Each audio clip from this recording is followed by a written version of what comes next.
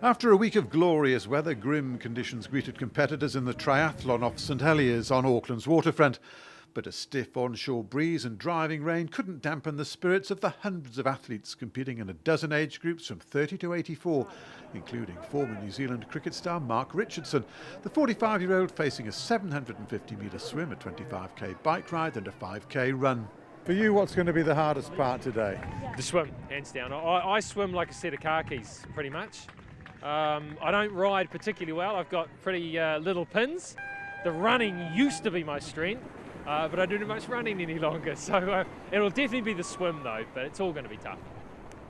World Games ambassador Jenny-May Clarkson would agree, the former New Zealand netballer apprehensive ahead of her swim, to say the least.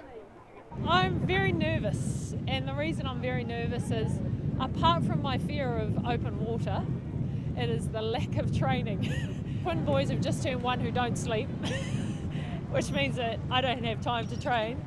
Yeah, I'm kicking myself right now. How nervous are you for her? No, not at all. No, she's just got that humility that's there, but I know that competitiveness will kick in once the start goes off, so she'll be fine. She'll be sweet as.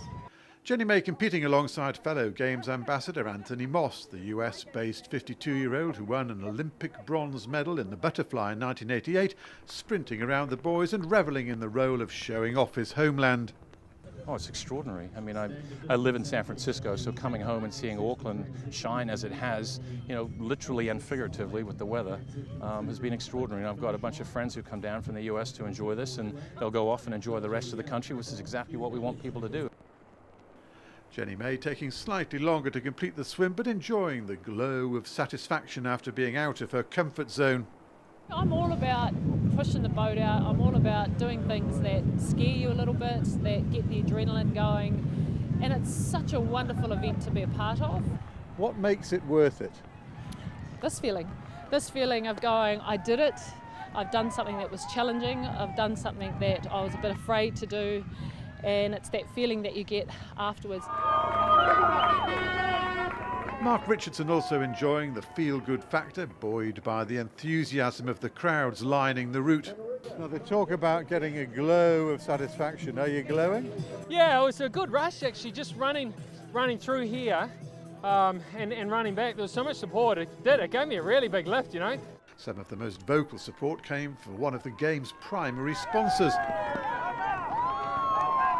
81-year-old Garth Barfoot has competed in hundreds of triathlons, but his plans to secure gold at his home event were thwarted by his arch rival from Russia. I can tell you that was a race for the gold medal. Boris Kirillov just getting there ahead of Garth, a silver medal for Garth Barfoot. The Russian also Garth's house guest during the Games. I didn't know what to do at the beginning of the race, beat my rival or be a good host and let him win. But when he's a good Russian, you know, he knows how to rush. I had him in my sights, but I just couldn't do it. He kept on looking back. I could see he was worried, but he got there. So congratulations, Boris. The rivalry far from over. The Kiwi reckons he's closing the gap. Probably will meet in the World Championships in Rotterdam in September. So I've just got to knock a few seconds off and I'll be the world champion. No age limit on ambition.